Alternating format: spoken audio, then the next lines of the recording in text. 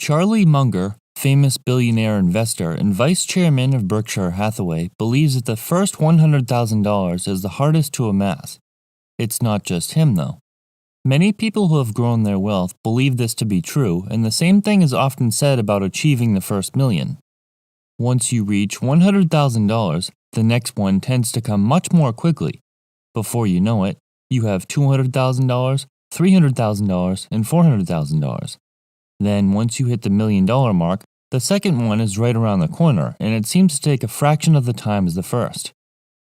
This is reassuring for those of us that feel like their wealth is growing slower than they'd like, but why exactly does it get easier? Let's see why it takes a disproportionately long time to reach the $100,000 mark and discuss some things you can do to speed up this process so you become wealthy years sooner. My name is Chris, and I help teach people about money, personal finance, and investing. If you're interested in improving your financial future, make sure to subscribe to the channel and hit the like button if this video is helpful. One obstacle many face is the process of actually beginning to invest. Investing can seem like a low priority, and it continually gets pushed to the back burner. Before you know it, you're scratching your head wondering how you're going to retire. How many people do you know that would start investing if only they had more money? When they start making more money, they'll invest.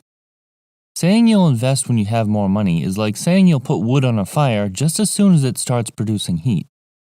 You don't invest because you have too much money, you invest because you want more money.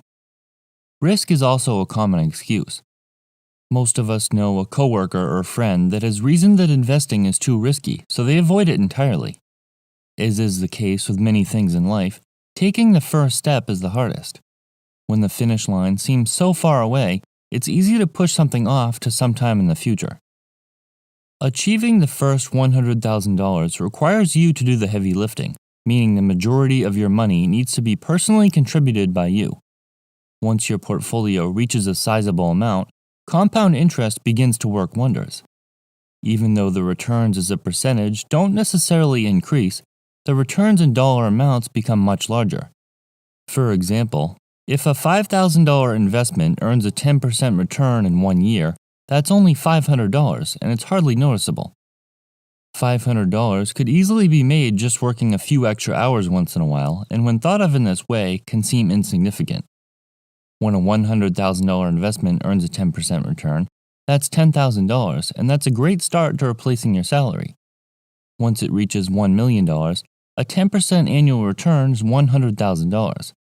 That's a large amount that is much more than many people earn at their jobs, and seeing this huge growth is exciting. People say that when their portfolio gets to be worth $100,000, they can really notice the progress of their investments. Once the snowball gets rolling, the rate at which it grows accelerates. As your portfolio grows to a large amount, the progress is extremely satisfying, and that excitement can speed up the process. Put another way, you'll begin looking for ways to grow your portfolio more quickly because the rewards are substantial. You might look for ways to increase your income so you can contribute more to these investments. You might also look for ways to earn better returns so the growth will accelerate. Instead of going out to eat and spending $100 in the matter of a couple of hours, you'll think twice. Realizing how powerful compound interest is will make you more carefully consider your purchases. This is because you'll realize how much that $100 will grow and continually reward you if it's invested, and it will be harder for you to part with. For example, you spend $100 on a meal out and that money is gone forever. If you had invested that money, it could reward you $10 the first year it's invested, $11 the next year, and $12 the next. Of course, $100 isn't a large amount of money, but it's the habit of saving $100 in different categories on a regular basis that will add up. As you become wealthier, you have more options, and this will become more and more obvious. When you have $100,000 saved, there are many things you can do that someone living paycheck to paycheck cannot. If you have the opportunity to take another job with a potentially higher income or more room for improvement, but the pay isn't steady, you have the savings to take that risk. Your job might pay $50,000 per year, but an opportunity arises that's likely to pay $100,000 or more per year, but it's commission only. If you need that $50,000 paycheck, taking this type of risk isn't practical. Maybe you've always wanted to start a business and have never had the capital or money to fall back on. The new business could make you millions of dollars, but if you can't begin, it's a lost opportunity. Perhaps an amazing opportunity presents itself in real estate. You have the chance to purchase a home way below market value, but it's going to be a big risk. When you have money saved up, this might be a risk worth taking. While it's not always ideal to cash out your investments, the fact is that you at least have the option if you need to, or if a once-in-a-lifetime opportunity presents itself. Someone who has only a little bit of money saved is so much more limited in what they can do.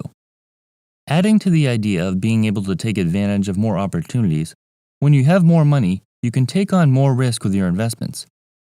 If you see potential in a stock, it's easy to be more speculative when you have extra money, and it's not going to ruin you financially if that investment doesn't work out. You'll hopefully still have other investments. A friend of yours could present an opportunity to invest in a new business venture, and you're not going to go broke if it doesn't work out. Someone with little money saved doesn't have the option to invest in something like this.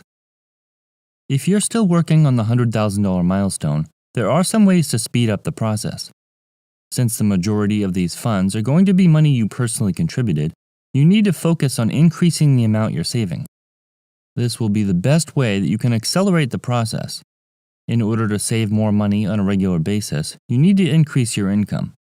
This could be done either with another job on the weekends or a couple of nights per week where that extra cash can be deposited directly into savings. Consider starting a side business that would bring in some extra income. Be careful when spending on unnecessary items. Do you really want to spend $100 on dinner out, or would you rather reserve that for special occasions and save more money instead? Remember, watching pennies like this is only temporary until you reach your goal and you can ease up a little bit. Stay away from large car payments for vehicles that are simply unnecessary, as these expenses are common reasons people never reach $100,000, never mind $1 million.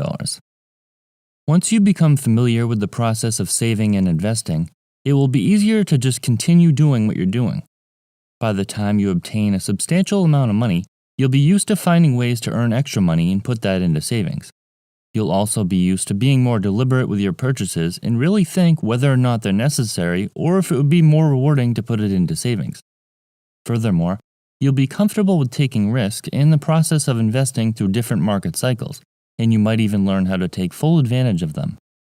Once you reach the $100,000 mark, you can let off the gas a little, according to Charlie Munger. Although the first million is the next milestone, it becomes easier as the majority of your investments will likely be the result of compound interest, instead of money you need to personally go out and earn. Next time you're stressed about the difficulty of increasing your net worth, know that it becomes easier, more enjoyable, and more rewarding as time goes on.